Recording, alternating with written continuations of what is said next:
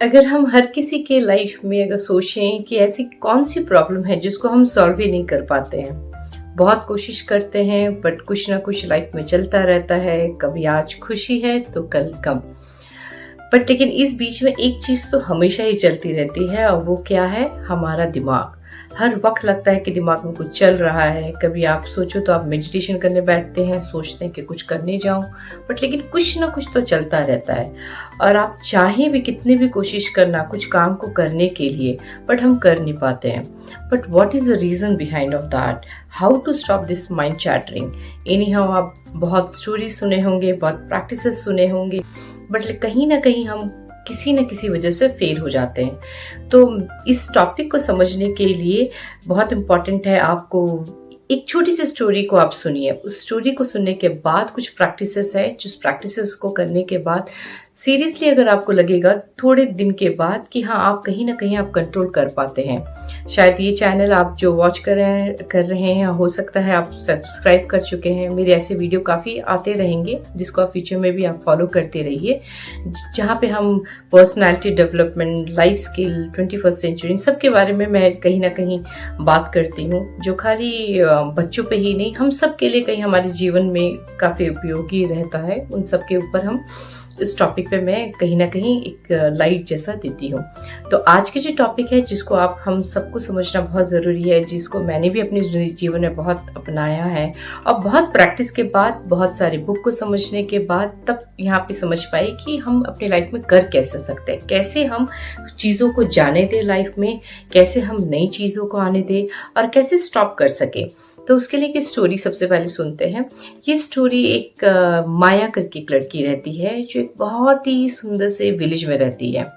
उस विलेज में अगर हम देखेंगे तो इतनी सुंदर गार्डन को वो एक माया बनाती है। माया जो है उसको बहुत गार्डन से बहुत प्यार था, और उसका जो गार्डन था एक बहुत ही फेमस गार्डन बोल सकते हैं उस गांव का बन गया था। क्योंकि जिस तरीके से वो ख्याल रखती थी, जिस तरीके से वो हर एक फूल को, हर एक पौधे को सींचती थी, शायद ही कोई कर सकता था। तो एक बार माया के गार्डन के पास से एक ट्रैवलर, मतलब कि एक व्यापारी वहां से जा रहा होता है।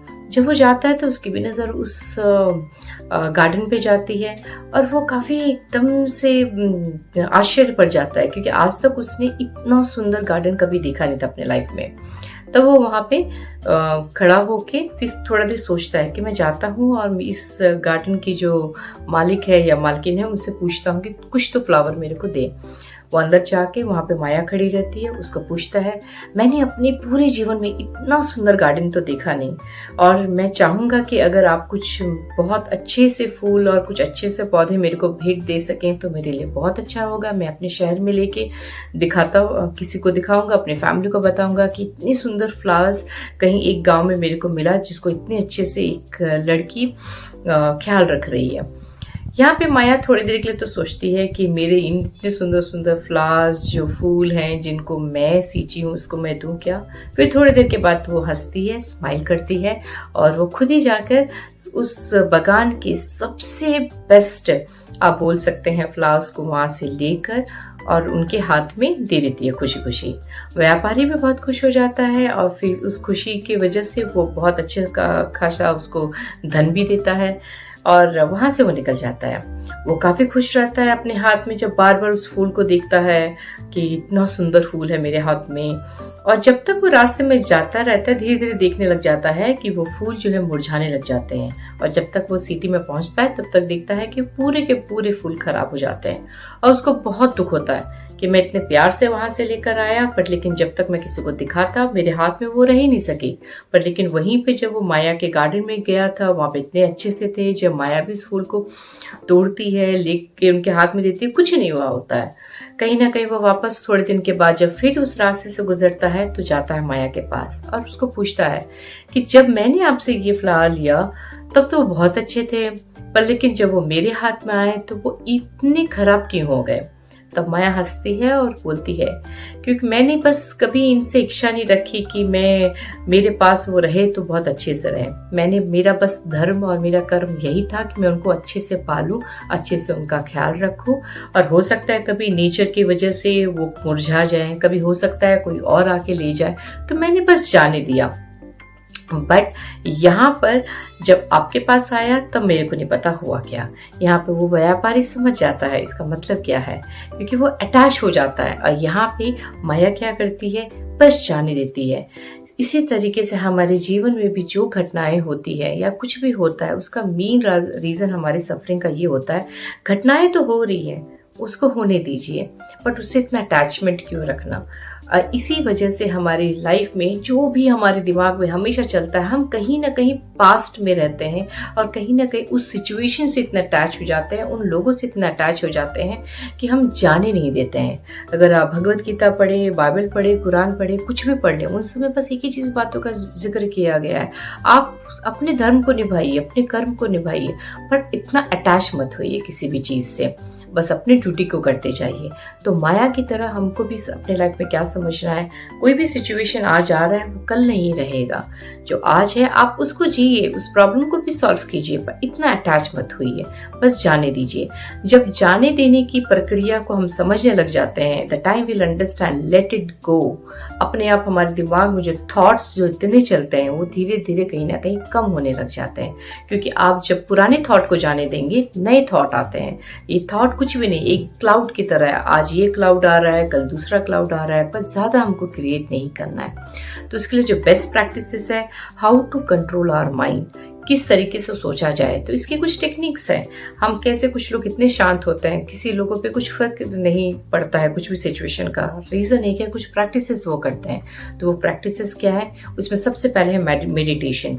ऐसा हम सब जानते हैं कि हम कोशिश तो बहुत करते हैं मेडिटेशन करने की, पर लेकिन होता नहीं है। सो मेडिटेशन की प्रक्रिया में जब हम करते हैं, होता क्या है कि जब आप मेडिटेशन कर रहे हैं तो आपके पास बहुत सारे थॉट आते हैं, आने दीजिए। इसके लिए आपको ये नहीं सोचना इतने थॉट आ रहे हैं मैं मेडिटेशन नहीं करना, नहीं। क्योंकि जब आप थॉट आपके पास आ रहे हैं, कौन से थॉट आ रहे हैं जो आपको डिस्टर्ब कर रहा है, वो क्लाउड की तरह आते जाएंगे, आने दीजिए। बट आपको उस समय कहीं ना कहीं थोड़े टाइम के बाद आपका अवेयरनेस आता है, नहीं मैं तो मेडिटेशन में बैठी हूँ, मैं तो मेडिटेशन में बैठा हूँ, let me to just stop it. जब आप सोचते हैं वो स्टॉप करने के लिए, तो वो भले ही 2 सेकेंड्स और 3 सेकेंड्स का जो स्टॉप है, वही एक फर्स्ट टाइप का आपका जो बोलते हैं चैनल है ब्रेक करने का थॉट को, माइंड चैटरिंग को। इसलिए मेडिटेशन की प्रैक्टिस बहुत इंपॉर्टेंट है कि थॉट आ रहा है, पर कहीं ना कहीं आप उसको अवेयर होके, कॉन्शियस होके स्टॉप कर रहे हैं। तो स्टार्ट कीजिए, कुछ सालों के बाद आपको दिखेगा आप कितने एक्सपर्ट हो जाएंगे, जहाँ पे आप कहीं ना कहीं जाके मेडिटेशन में जब भी आप बैठेंगे आप उसको एंजॉय करेंगे, खुद से कनेक्ट करने लग जाएंगे और कहीं ना कहीं थॉटलेस होने लग जाएंगे। बट पहले स्टार्ट तो करना है। दूसरा ये है माइंडफुलनेस प्रैक्टिस। माइंडफुलनेस प्रैक्टिस हम सब बहुत सुने होंगे, आजकल बहुत पॉपुलर है अक्रॉस द वर्ल्ड। एंड वो होता क्या है, अभी जैसे हमारे लाइफ में कोई भी प्रॉब्लम हो रहा है, हम उसको विटनेस कर लेते हैं, हम सोचते हैं कि हो रहा है, बहुत अटैच होके। पर जो लोग माइंडफुलनेस होते हैं, यानी कि साक्षी होके उसको एक्सपीरियंस करना, हुआ जैसे अगर मान लीजिए कोई ऊपर से कोई एक पक्षी, एक बर्ड जा रहा है, उसने देखा एक एक्सीडेंट हुआ, बस वो वहां से निकल गया। कहने का मतलब क्या है, वो साक्षी, उसको पता है कि एक्सीडेंट हुआ पर इतना अटैच नहीं हुआ। सेम चीज हमारे जीवन में कुछ भी जब हो रहा है, माइंडफुलनेस प्रैक्टिस करना है। अभी कुछ भी हो रहा है, आप उसको देखिए, उसको समझिए और उसको सॉल्व करने का कोशिश कीजिए। वैसे ही माइंडफुलनेस मेडिटेशन प्रैक्टिस भी होता है, जहाँ पे आप एटलीस्ट दिन में 3 या 4 बार एक जगह पे बैठ जाइए। आप काम कर रहे हैं, ऑफिस में है, स्कूल में है, कहीं पे भी है, you just sit in one place and just think what's happening around you. Don't create any thought. आप यहाँ पे कोई क्रिएट थॉट नहीं करेंगे, बस उस चीजों को देखिए, हवा कैसे आ रही है, क्लाउड कैसा है, यानी कि बी इन प्रेजेंट प्रैक्टिस। वो प्रैक्टिस आपको बहुत जरूरी है, जो आपके थॉट को धीरे धीरे कम करने लग जाएगा। तीसरा जो है जर्नलिंग। हम हमेशा सुनते हैं बहुत ही सक्सेसफुल लोग, और जितने भी आप मंत्र पढ़ रहे हैं, आप कुरान पढ़ रहे हैं, आप बाइबल पढ़ रहे हैं, भगवत गीता पढ़ रहे हैं, वो सब क्या है, एक जर्नल है। एक तरीके से देखिए, लिखी गई चीजें हैं जिसको हमको करना है, तो आप जितना लिखेंगे अपने दिल की बातों को, जितना आप समझेंगे, उतना कहीं ना कहीं आप एक बेटर इंसान बनते जाएंगे। और जब आप लिखना शुरू करेंगे तो आपके थॉट को आप लिख रहे हैं, तो कहीं ना कहीं आप रिलैक्स कर रहे हैं, आप कहीं ना कहीं गिव अवे कर रहे हैं। तो आप लिखना शुरू कीजिए जब भी कुछ टेंशन बहुत हो रहा है, क्योंकि लिखने का प्रैक्टिस सबसे टफ प्रैक्टिस है जो हमसे होता नहीं है अक्सर में। तो जर्नलिंग एक बहुत ही अच्छी प्रैक्टिस है जहाँ पे आप धीरे धीरे अपने थॉट को कम करने लग जाते हैं। फिर भी अगर आपको लगता है कि मैं मेडिटेशन कर रही हूँ, मैं माइंडफुलनेस की प्रैक्टिस कर रही हूँ, मैं लिख रही हूँ, तो कुछ नहीं हो रहा है, तब आप प्लीज़ एक सजेशन है, आप CBT यानी कॉग्निटिव बिहेवियर थेरेपी, आप उस थेरेपी की हेल्प लीजिए। क्योंकि कहीं कहीं हमको नहीं पता रहता है कि हमारी पर्सनैलिटी, हमारे कुछ सिचुएशन, कुछ थॉट शायद हमको हमको निकला कैसा जाए। तो कुछ पैटर्न होता है, कुछ काउंसलिंग सेशन होते हैं, वो आप लेने की कोशिश कीजिए, जो बहुत ही हेल्पफुल रहता है CBT। जो बच्चों को भी मैं जरूरी सजेस्ट करती हूँ, जो बहुत ज़रूरी है और हमें भी बहुत ज़रूरी है, time to understand our behaviour and all. उसके बाद योगा। योगा आप सुने भी होंगे, योगा का मतलब क्या है? To unite with your soul, mind and body. Yoga एक ऐसी प्रैक्टिस होती है जहाँ पे ऑटोमेटिकली आप ब्रीथ पे भी फोकस करते हैं। आप अपने कहीं जब बॉडी और ब्रीथ और माइंड मिलता है तो कहीं ना कहीं आप सेल्फ अवेयर हो जाते हैं। इसलिए हम बोलते हैं कि soul, it attach with the soul actually. So ये प्रैक्टिस भी कहीं ना कहीं आपके थॉट प्रोसेस को, जो इतनी ज़्यादा हम अननेसेसरी चीज़ें सोचते हैं, उसको कम करेगा कहीं ना कहीं। और अगर आप योगा नहीं कर सकते तो फिजिकल एक्टिविटी कीजिए, वो भी आपकी लाइफ में बहुत सारी चेंजेस आपको ला कर देता है। सो ये सारी जो प्रैक्टिसेस है, कहीं ना कहीं आप देखेंगे अपनी लाइफ में अगर आप कर रहे हैं तो बहुत सारी चेंजेस आएंगे। और उसमें से में भी सबसे ज़रूरी जो है, जिसको हम कहीं ना कहीं भूल जाते हैं अपनी लाइफ में करना, वो है कि कुछ ऐसी चीज़ों को आपको अपने लाइफ से निकालना है जो आपके माइंड और आपके एक्शन को